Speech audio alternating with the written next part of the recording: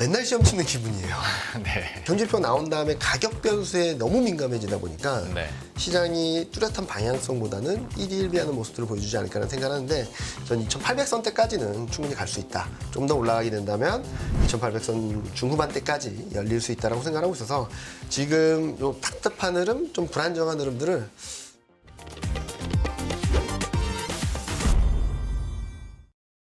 지난주에 워낙 많은 이슈들이 있었죠. FOMC도 있었고 물가지표 발표도 있었고 그다음에 뭐 채권 발행도 있었고 여기에 만기일까지 있다 보니까 정신없이 한 주를 보내셨을 텐데 이제 이후에 또 시장은 어떤 방향성과 어디에 초점을 맞추면서 가게 될지 많은 분들이 궁금해하셨을 겁니다. 물론 뭐 주말 사이에 나온 지표들이나 그다음에 유로존 경제에 대해서 좀 우려를 하는 목소리도 분명히 있고 연준 위원들의 코멘트들도 이제 좀 간간히 다시 나오고 있는 것 같은데요.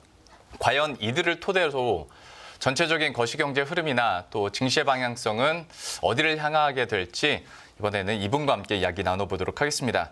대신증권 FICC 리서치부 이경민 부장과 함께합니다. 어서 오십시오. 네, 안녕하십니까. 오랜만에 뵙습니다. 네, 오랜만에 뵙습니다. 점점 더 스타일리시해지시는 것 같습니다. 아닙니다. 예.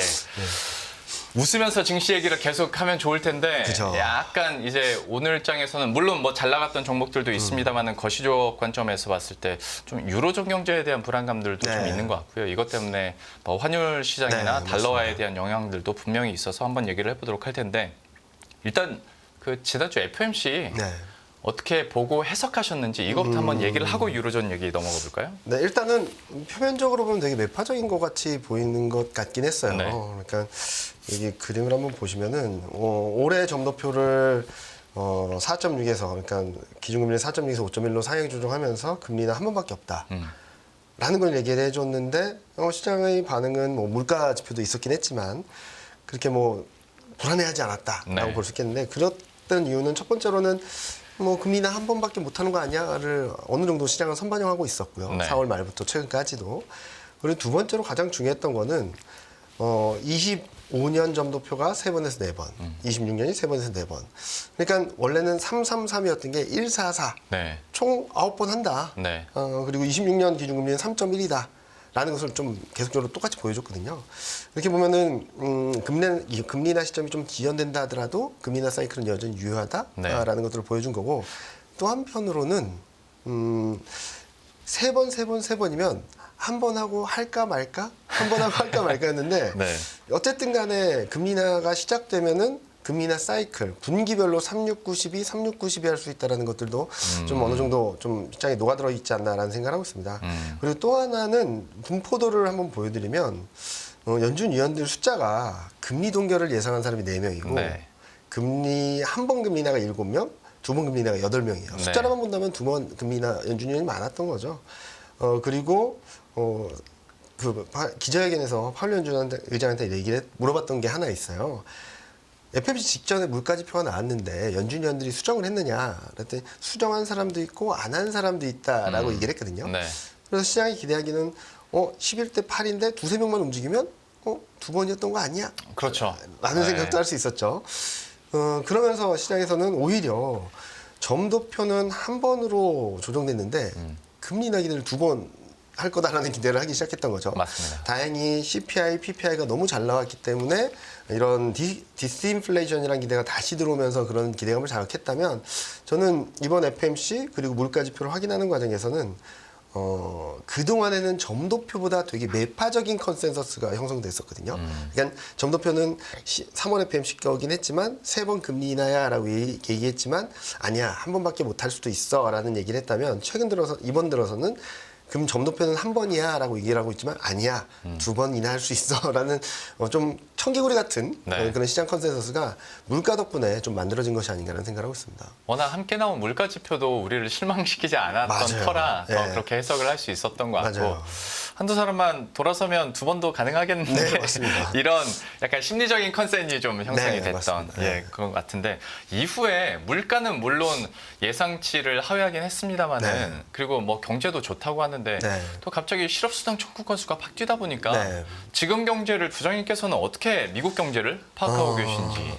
둔화되고 있는 건 맞는데 네. 생각했던 것보다 계속 더딘 흐름들이 나타나고 있다. 그러니까 둔화가 좀 가파른 게 아니라 완만하게 둔화되고 있는데 그 속도가 굉장히 더디다 정도로 네. 평가를 할 수 있을 것 같거든요.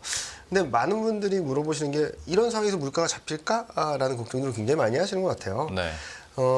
그냥 물가 상승률만 보면은 답이 안 나오는데 제가 저번에도 보여드렸던 것 같이 상승률 기여도를 보면은 요 그림을 한번 보시면은 지금 CPI가 3.3이거든요. 네. 근데 서비스 물가가 3.2입니다. 음. 그 중에 2%가 주거비, 0.7이 운송 서비스였는데 다 이 운송 서비스가 최근 계속 오르다가 이번에 좀 꺾인 그림들이 나오고 있거든요. 네. 그리고 중고차, 신차 계속적으로 떨어지고 있어서 상품 물가는 계속적으로 마이너스고 지금 좀 걱정하시는 게 에너지 물가, 음식료 물가가 아닐까라는 생각을 하는데요. 요 그림들을 몇 가지 보여드리면은 일단은 저번에도 몇 번 보여드렸던 그림인데 시차를 두고 주택가의 변화율을 반영하고 있기 때문에 3분기까지는 주거비는 좀 떨어질 것 같습니다. 네. 그리고 많이들 걱정하시는 유가는 작년 6월 달이 고점이었거든요. 근데 저희가 83달러, 그러니까 2분기 평균 유가가 83달러고 가정을 했을 때도 이제 6월을 정점으로 7, 8, 9월 달은 떨어져요. 네. 3분기 물가는 떨어져서 마이너스로도 갈 수 있거든요. 그리고 곡물 가격이 최근 많이 올랐다고는 하지만 이제 막 플러스 반전을 하면서 음식료 물가를 올리기에는 좀 한계가 있다라고 생각하고 있고 네. 그리고 여기 보시면은 중고차, 신차 가격은 여전히 마이너스 폭을 키운 상황이라서 당분간 시차를 두고 계속적으로 떨어질 거고 많은 분들이 임금 상승률을 좀 걱정을 하긴 하시는데 여전히 5.5라는 기준물보다 낮아진 상황에서 반등이라서 그리고 좀 고용지표를 좀 따져보면은 질적으로는 그렇게 좋지 않거든요. 그런 흐름들이라서 일시적이라고 볼 수 있다고 본다면 저희는 3분기에는 물가가 좀 생각했던 것보다 레벨이 좀 떨어지지 않을까라는 생각을 하고 있고 그래서 저는 뭐 7월은 거의 희박하지만 네. 9월 금리 인하 가능성은 좀 열릴 수 있겠다 정도로 생각하고 있어서 저희 채권 담당하시는 분도 그렇고 저희 내부적으로는 그냥 대신증권에서는 점도표가 한 번으로 조정됐다 하더라도 금리 인하 9월, 12월 가능하다라는 전망을 계속적으로 유지하고 있습니다. 9월 11월 40대 40 상황에서 부장님께서는 9월 쪽에 네. 베팅을 하는 쪽으로 네. 얘기를 해주셨는데 지금 말씀해주신 경제 상황들을 봤을 때는 네. 금리 인하 쪽으로 컨센도 모여지고 FOMC 결과도 이렇게 나왔으니 채권금리 하락 오케이 여기까지는 이해. 네. 그러면 달러도 하락을 해야 되는데 그렇죠. 달러가 올랐어요. 그러면 그러게 결국 그래요. 이거는 유럽으로 건너가야 되는 맞습니다. 겁니까? 일단은 되게 아쉽죠. 그러니까 지난 주말부터 오늘까지도 채권금리는 떨어졌고 여기 그림 보시면은 지난 주말까지 채권금리 10년물이 4.2까지 떨어졌고 네. 2년물도 4.7까지 떨어졌어요. 그런데 왜 시장 못 올라갔을까? 특히 코스피는 환율, 채권금리의 눈치를 보다 보니까 지난 주말 이틀 연속 2,770을 넘나들다가 밀리고 오늘은 그보다 더 떨어지는 그림들을 보여줬는데 네. 그 이유는 뭐 말씀하셨듯이 달러 흐름들 때문이 아니었나라는 생각을 합니다. 채권금리는 떨어졌는데 이 달러 인덱스는 105.6까지 106에 근접할 수준까지 튀어올랐는데 네. 뭐 일각에서는 그런 말씀도 하세요. 달러가 구성하는 비율을 보면은 이제 유럽도 금리 인하 있고 캐나다도 금리 인하 있고 스웨덴도 금리 인하, 스위스도 금리 인하. 그러면은 달러 통화 구성도의 74.5%가 금리 인하를 해서 네. 달러가 튀는 거 아니냐라고 하시는데 그건 아닌 것 같아요. 왜냐면은 만약에 그랬다면 캐나다 달러가 많이 약세를 보였어야 되는데 잘 버텼거든요. 아, 유독 유로만 한 주 동안에 마이너스 0.91을 내려온 거죠. 그러니까 지난주 한 주 동안 달러가 0.63% 상승을 했는데 그중에 0.52%포인트가 유로화 때문이다. 그러면은 뭐 때문에 갑자기 튀었을까를 생각을 해보면은 CDS가 많이 튀었습니다. 네. 특히 프랑스. 프랑스가 100포인트 밑이었던 CDS가 150까지 올라갔거든요. 예. 딱 일주일 만에 50% 이상 레벨이 된 거죠. 그럼 어떤 일이 벌어졌을까? 7일, 10일이 저점이었어요. 네. 이때가 딱 마침 유럽 의회 선거가 끝났을 때거든요. 유럽 의회 선거 결과를 보면은 우파가 네. 좀 득세를 하면서 그러면서 프랑스가 또 의회 해산을 선언을 해버렸죠. 맞습니다. 그래서 총선을 한다고 하면서 중도파도 우파도 좌파도 그냥 포퓰리즘 정책을 막 쏟아내면서 네. 재정 불안이 커졌고 근데 또 사회적인 이슈에 있어서는 제가 얼마 전에 주말 동안 뉴스만 봤는데 150여 개의 시위가 벌어지고 있대요. 한쪽에선 우파는 안 된다. 한쪽에선 좌파는 안 된다. 근데 지금 1위가 우파예요. 아, 극우파예요. 그래서 정치적 불확실성이 재정 불안, 사회 불안으로 이어지면서 달러가 움직인 게 아니라 유로화가 워낙 급격하게 떨어지다 보니까 달러가 딸려 올라가는 모습들을 보여주고 거기에 따라서 반응한 원달러 환율이나 위안화 환율이 좀 시장을 좀 발목을 잡은 것이 아닌가라는 생각을 하고 있어서 이게 좀 풀려야지 제대로 된 흐름들이 나타나지 않을까라는 생각을 하고 있습니다. 근데 이거는 좀 다른 얘기일 수도 있고 정치적인 얘기일 수도 있을 네. 것 같은데 이게 우파가 워낙 득세를 하면서 의회 해산 얘기까지 나왔으니까 네. 드리는 말씀인데 그때 당시에 이것 때문에 영향을 줬다가 네. 또 좀 시간이 지나니까 그래도 의석수는 중도파가 높으니까 괜찮을 거야. 맞아요. 이걸 어느 쪽에다가 우리가 그러니까, 의미 부여를 해야 됩니까? 예상했던 것보다 우파가 좀 많이 득세를 한다는 부분들에 있어서 처음 충격을 컸던 거죠. 네. 근데 다시 여기 보여드리면은 중도파, 중도 좌파가 그래도 대거 의석수를 차지하고 있고 네. 지금 유럽의회 의장이 연임할 수 있다는 얘기도 들리고 정책의 노선이 크게 변하지 않을 거란 게 전반적인 전망인 것 같아요. 네. 근데 그럼에도 불구하고 우파가 그러니까 여기 보시면은 중도 좌파나 전부 다 의석수가 떨어졌거든요. 여기 보시면은 우파, 극우파가 올라왔고 네. 그런 상황에서 프랑스의 선택이 맞을까를 고민을 하는 거죠. 의회 예산 다시 총선 그런데 1위는 극우파. 왜 이런 선택을 했을까 저도 좀 혼란스럽긴 한데 그러니까 이걸로만 끝났으면 단기 이슈로 끝났을 이슈를 프랑스가 의회 예산 총선으로 더 정치적인 불확실성을 더 증폭시켰던 것이 아닌가라는 생각을 하고 있죠. 그래서 네. 저는 이거는 분명히 잡힌다라고 생각을 하고 있어요. 뭐 정치적 이슈를 저희가 전망을 하거나 그러기는 좀 어렵긴 하겠지만 네. 그럴 때일수록 좀 원론적인 얘기로 들어가 보자라는 말씀을 드리고 싶거든요. 환율이란 거는 특히 유로화랑 달러와는 정반대 흐름 보입니다. 왜냐하면 달러 인덱스의 구성의 57% 이상이 유로화이기 때문에 네. 그럼 어디가 힘이 센가를 좀 봐야 되겠죠. 요 그림을 보여드리면은 요 빨간색이 유로존 경제지표 서프라이즈 인덱스고요. 파란색이 미국 경제지표 서프라이즈 인덱스입니다. 네. 보시면은 최근 달러 인덱스가 106을 넘지 못했던 이유가 미국과 유럽 간의 경기 흐름들이 미국은 계속적으로 경제 지표도 좀 부진했던 데 반해서 유럽은 잘 버티다 보니까 이런 흐름들이 나타났거든요.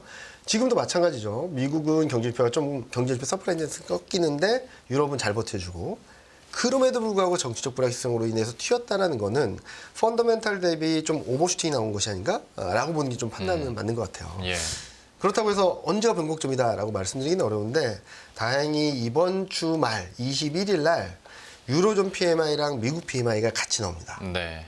오후 5시 반에는 유로존, 저녁에 밤에는 미국이 나오는데 참 재밌게도 유로존 제조업 PMI는 5월 대비 회복 반등, 서비스업 PMI도 5월 대비 반등, 미국은 5월 대비 둔화를 예상이 되고 있어요. 그러면은 앞서 말씀드렸던 미국보다 유럽 경기 지표가 좀 더 우위를 보이면서 아마 이번 주 후반을 가면 갈수록 조금씩 달러 강세라든지 유로 약세가 좀 진정되지 않을까라는 생각을 하고 있어서 그런 부분들이 조금 이번 주 후반으로 가면 갈수록 좀 풀리지 않을까라는 기대를 좀 하고 있습니다. 그러니까 정치적 불확실성이 좀 어느 정도 일단락 이건 계속 갈 이슈는 아니니까 네. 어느 정도 시장에서 소화가 되고 네. 그다음에 PMI 제조업 PMI 지표들이 이렇게 예상대로 그러니까 흐름대로만 맞습니다. 나와준다면 네.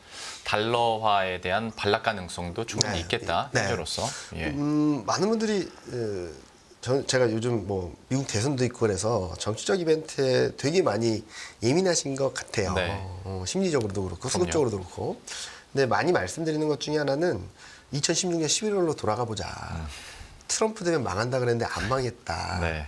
그리고 예상치 못한 트럼프 당선으로 인해서 변동성은 있었는데 다시금 상승세를 결과적으로 걸었거든요. 올랐더라. 네. 그러니까 큰 방향성은 변함이 없는데 정치적 이슈로 인해서 등락은 있다라는 거죠. 네. 그리고 또 하나는 그래도 트럼프가 되면은 문제가 생기는 거 아니냐라는 얘기를 하는데 2017년 트럼프가 취임한 이후 많은 분들이 달러 강세 그리고 올드 이코노미 부활이라고 말씀하셨는데 잘 생각해 보시면 2017년엔 달러 약세, IT 강세였습니다. 네. 2017년에 반도체 슈퍼사이클 막 그런 얘기가 있어서 대폭등을 했거든요. 네. 무슨 말씀을 드리냐면 큰 흐름에 있어서 정치적 이슈가 그 안에서의 소규모 흐름들을 좀 자극할 수는 있어도 대세의 흐름에 영향을 주지 않는다는 얘기를 드리고 싶은 거예요. 그러니까 지금 보면은 전반적으로 유럽 경기는 턴어라운드하고 미국 경기는 좀 슬로해지는 과정에서 달러 약세함이 커질 수 있는 환경인데 지금 일시적으로 정치적 이벤트로 인해서 좀 변동성이 커졌다라고 한다면 그게 방향성이라기보다는 큰 방향성은 우하향인 상황에서 조금 교란 요인이 들어와서 좀 오버슈팅이 나왔다 정도로 평가하는 게 맞지 않을까 생각을 하고 있습니다. 지금 현상에 대해서 해석을 해주셨고 네. 유로존과 또 미국 PMI, 제조업 PMI에 대한 발표 전망까지 해주셨는데 이외에도 좀 우리가 눈여겨봐야 될 다른 포인트들 혹시 있습니까? 일단은 이번 주 제가 생각했던 거는 뭐 중국 경제 지표들이 나오는 날이었죠. 네. 그동안 중국 경제 지표들이 잘 나왔어서 이번에도 괜찮겠다라고 생각했는데 좀 아쉬웠던 게 몇 가지 있었던 것 같아요. 자, 여기 그림 보시면은 소매 판매는 확실하게 잘 나왔습니다. 네. 3.0으로 예상했는데 3.7이 나왔는데 산업 생산이 6.2 예상했는데 5.3가 5%로 나왔고요. 네. 또 하나는 여기 보시면은 고정자산 투자는 4.2로 플랫할 거로 예상했는데 4.0이 나왔죠. 그래서 엇갈린 지표로 인해서 저는 여기서 중국 소비까지 돌면은 시장 좀 안도하지 않을까라는 생각을 했는데 전방위적인 지표들이 소매 판매를 빼고는 좀 안 좋게 나오다 보니까 그게 좀 임팩트가 좀 약했다라고 생각을 하는데 앞으로 당분간은 중국 소비 모멘텀 좀 살아날 수 있는 그림이다라고 생각하고 있거든요. 보시면은 23년 11월 이후 6개월 연속 둔화됐거든요. 22년 11월 저점으로 6개월 연속 급반등을 했었습니다. 이 기저효과가 최근까지 들어왔던 거고 네. 앞으로 들어올 기저효과는 이 반대급부기 때문에 아마 소매 판매가 턴어라운드하는 그림들을 보여줄 수 있다고 생각하고 있어서 이번에는 조금 등락은 있었지만 저는 확실하게 중국 소비가 턴어라운드하면서 중국 경기에 대한 좀 기대심이 살아나지 않을까라는 생각을 하고 있고요. 그리고 또 하나 볼 것은 이번 주에 있는 소매 판매 산업 생산이겠죠. 그 소매 판매 산업 생산이 지금은 4월보다 좀 올라온다라는 전망들이 있는데 그게 올라올 수 있을까 조금 고민이 되고 있어요. 그러니까 지금 저도 저번에 나와서 말씀드리긴 했는데 맨날 시험 치는 기분이에요. 네. 왜냐면은 무슨 말씀을 드리냐면 지금 경기가 좋다 나쁘다 이 문제가 아니라 네. 이걸 어떻게 해석하냐의 문제이기 때문에 계속 나온 다음에 페드워치에서 기준금리 컨센은 어떻게 변했지? 네. 채권료 어떻게 변했지?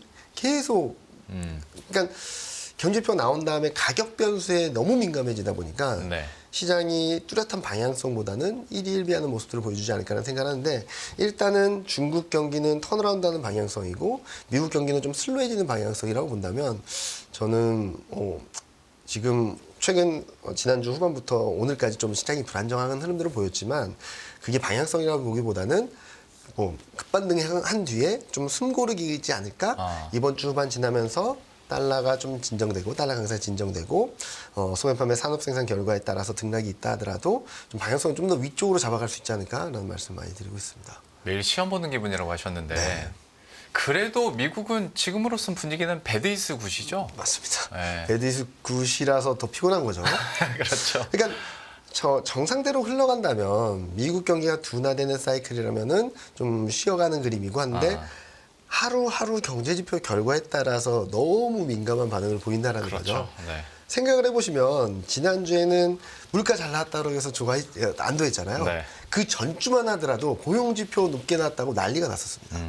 그 전주를 따져보면 또 FMC 의사록에서 뭔가 있었다라고 그러고 네. 그 전주를 가면은 물가 괜찮게 나왔다라고 해서 좀 안도하고 이게 하루하루에 따라서 막 굉장히 변동성이 커서 좀 불안정한 흐름을 보이는 것처럼 보이지만 저는 결국에는 미국 경기는 둔화되는 사이클, 중국 경기는 바닥을 잡고 턴어라운드 하는 그림들, 유럽 경기도 최근 들어서는 좀 살아나는 그림들을 보여주고 있거든요. 네. 이런 그림들을 본다면 저는 지금은 등락이 있다 하더라도 하반기로 가면 갈수록 좀 더 좋은 그림들을 보여주지 않을까라는 기대를 하고 있습니다. 좋습니다. 그러면 코스피 쪽으로 넘어오도록 하죠. 일단 차트상으로만 보면 지지선은 이제 올라가고 있는데 맞습니다. 지금들의 상황을 봤을 때 이제 위쪽으로 더 올라갈 수 있을 것인가에 대해서는 좀 어떻게 전망하십니까? 일단은 요거 하나만 먼저 보여드리고 싶은데요. 오늘 좀 시장이 밀리긴 했는데 연초 이후 코스피 5월까지 수익률을 보면 거의 꼴찌에 다 가깝거든요. 네. 뭐 대만도 뭐 18% 오르고 뭐 나스닥도 10% 넘게 오르고 S&P 500도 10% 넘게 오르고 뭐 이랬는데 한국은 마이너스였던 거죠. 네. 근데 재밌는 그림이 6월 달 들어서 수익률을 보면은 대만 나스닥 지난 주말 기준으로 대만 나스닥 다음에 한국이에요. 나름 괜찮은 거예요. 최근 며칠 동안 답답한 흐름이었지 네네. 지수 자체가 문제가 있는 건 아니다. 그렇죠. 네. 근데 전에 와서 말씀드렸던 것처럼 지금 이렇게 나타난 현상은 일단은 채권 금리가 안정이 되다 보니까 한국 증시가 좀 숨통을 트이는 그림은 맞는 것 같아요. 네. 근데 2,770선이라는 데 발목을 잡고 있는 것은 환율, 달러 강세. 요것만 좀 풀리면은 좀 2,800선대까지 갈 수 있는 그림들이 열릴 거다라고 생각을 하고 있는 거죠. 사실 1,380원대에서 1,400원 사이는 사실 부담스럽죠. 숫자만 부담스럽죠. 봐도. 네. 네. 그래서 지금 시점에서는 채권금리가 오늘 외국인 선물이 매도가 좀 많이 나왔어요. 현물에서는 후반 들어서 좀 매도 규모를 줄였는데 네. 외국인 선물이 많이 나왔는데 이거는 오늘이 또 위클리 옵션 만기였거든요. 예, 그래서 수급적인 만기 영향이 좀 있지 않았나? 최근 위클리 옵션 만기 때마다 이상한 일이 벌어지거든요. 5월 27일 날에는 전자가 마이너스 있던 게 갑자기 플러스 30분의 플러스 나고 지난 주인가는 또 그런 비슷한 일이 벌어지고 오늘은 장후반까지 막 밀어내는 그림들 보여지고 그런데 확실한 거는 채권 금리와 외국인 선물 누적 수매수 간의 역성 관계는 좀 존재한다. 라는 생각을 하고 있어서 지금 뭐 이제 6월 28일 날 발표되는 5월 PC까지도 좀 둔화되는 그림들을 보여주게 된다면 네. 저는 지금 반등이 이제 끝이다라고 보기보다는 좀 쉬어간다 하더라도 좀 더 올라갈 룸이 만들어주는 것이 아닌가라는 생각을 하고 있어요. 그래서 지금 요 그림을 보여드리면은 지금 지난주 이번 주까지 코스피가 2,750, 40 왔다 갔다 하는 그림이지만 이거는 뭐 여기서 꺾여 내려가는 그림이라기보다는 한 단계 더 레벨업되기 위한 좀 등락이다라고 생각을 하고 있고요. 그동안에는 제가 2,770을 조금 답답한 흐름으로 좀 말씀을 드렸던 것 같아요. 왜냐면은 여기 그림 보시는 것처럼 요 초록색 선이 확정 실적 기준 PBR 1배거든요. 네. 이게 2,760, 70에 딱 버티고 서서 올해 내내 코스피 상단을 막아놨던 선이었어요. 네. 근데 지난주를 기점으로 확정 실적 기준 BPS가 올라서면서 상향 네. 조정되면서 PBR 1배가 2,830선까지 올라갔습니다. 그리고 그동안 저항선 역할을 해줬다는 비슷한 저항선 역할을 해줬던 선행 PBR 0.957배도 지금 2,870선까지 올라왔고 그래서 저는 이번에 좀 2,770선에 대한 부담을 좀 덜어내게 된다면 전 2,800선대까지는 충분히 갈 수 있다. 좀 더 올라가게 된다면 2,800선 중후반대까지 열릴 수 있다라고 생각하고 있어서 지금 요 답답한 흐름, 좀 불안정한 흐름들을 좀 트레이딩 관점에서 접근을 하셔도 크게 무리가 없다는 말씀 많이 드리고 있습니다. 꼭 뭐 코스피 지수가 PBR 1배 선을 따라가는 건 아니지만 네. 최소한 막아놨던 천장은 조금 높아졌다. 열어놨다. 네. 50포인트 정도는 열어놨다. 네. 그리고 나머지 밸류에이션 레벨도 2,800선 후반대로 레벨업 됐기 때문에 이번 고비 2,770에 대한 고비만 좀 넘어서게 되면 2,800선 중후반대까지도 충분히 열릴 수 있는 룸은 남아있다라고 생각하고 있습니다. 여전히 뭐 수급 상황으로 봤을 때 수급 블랙홀 현상도 사실 있기도 하고 네. 환율에 대한 부담감도 있지만 지금으로서는 좀 업사이드가 약간 열렸다면 결국에는 이제 넘보로 얘기를 할 수밖에 없지 네. 않을까라는 생각인데 그러면 업종 상황들을 조금 더 면밀히 네. 봤을 때 좀 어느 쪽을 좀 긍정적으로 보시는지도 좀 궁금하네요. 일단은 최근 6월 들어서 조금 변화의 조짐은 나타나고 있는 것 같아요. 그러니까 음식료나 이런 업종은 여전히 잘하고 있죠. 네. 잘하고 있는데 요 그림 한번 보시면은 재밌는 게 기계 업종이 확 꺾여 버렸습니다. 3월, 4월, 5월 그리고 연초 수익률이 압도적으로 1위였던 기계업종이 6월 들어서 꺾였고 그동안 잘한다고 했던 증권, 보험, 화장품 의류, IT 하드웨어, 은행 업종이 좀 꺾였어요. 이렇게 본다면은 그동안 너무나도 잘했던 업종들이 좀 쉬어가는 그림이 아닐까? 네. 반면에 아직까지는 좀 지지부진하지만 그래도 위쪽에 와 있는 것들은 뭐 반도체, 화학, IT 가전, 제약 바이오, 조선, 철강 이런 업종들은 그냥 그동안 못했던 업종. 여기 보시면은 철강, 인터넷, IT 가전, 디스플레이, 화학이 거의 꼴찌. 네. 연초 유수익률이 꼴찌거든요. 이 꼴찌였던 애들이 아직까지 뚜렷한 상승세까지는 아니지만 코스피보다는 좀 선방을 해주면서 자꾸 이렇게 위쪽으로 가려는 움직임들이 나타나고 있다고 생각하고 있어서 예.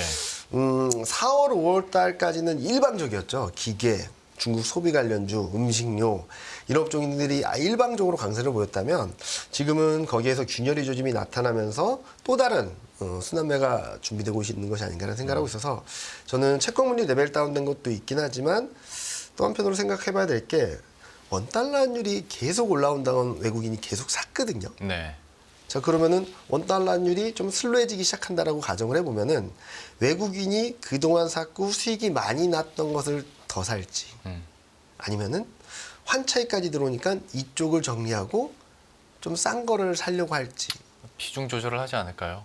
저는 그렇게 생각을 하고 있어서 지금은 극도로 소외됐던 업종들을 좀 다시 쳐다봐야 될 때다. 뭐 물론 오늘도 2차 전지가 좀 불안정한 흐름들을 보이고는 있지만 네. 2차 전지 같은 경우는 좀 언더슈팅이 나와서 조금 불안정했던 것 같아요. 근데 12개월 선의 EPS를 한번 보여드리면 IT 가전도 바닥을 찍고 좀 올라오는 그림, 에너지, 화학, 철강도 더 나빠지는 그림까지는 아니거든요.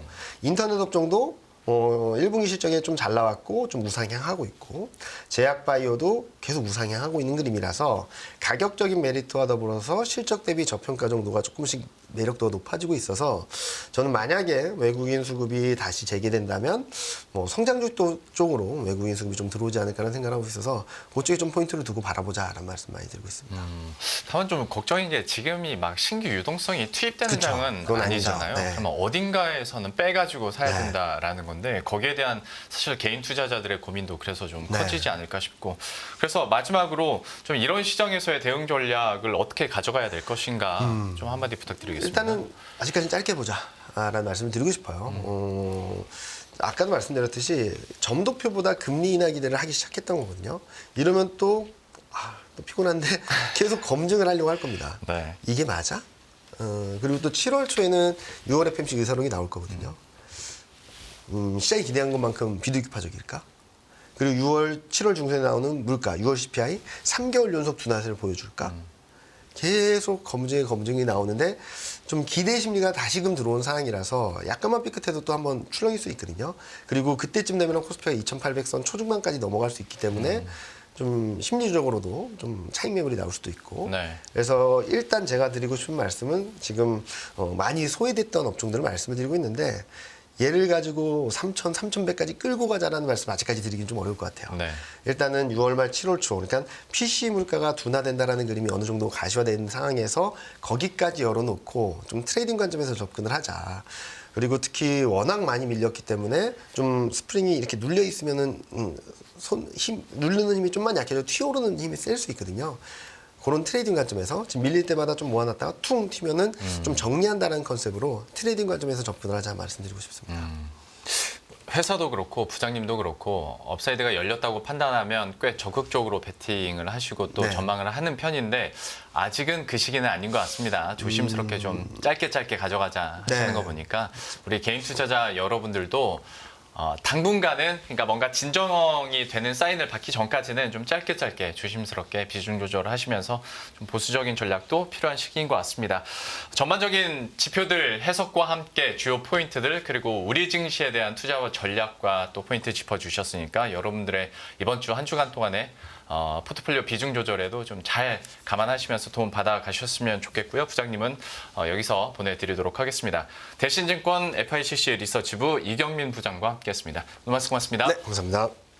안녕하세요. 이승입니다. 더 많은 영상을 보고 싶으신 분들은 화면 오른쪽에 있는 구독 버튼을 눌러주시기 바랍니다. 그리고 영상을 보시면서 좋아요는 필수인 거 아시죠? 항상 인포맥스 라이브를 사랑해주셔서 감사합니다.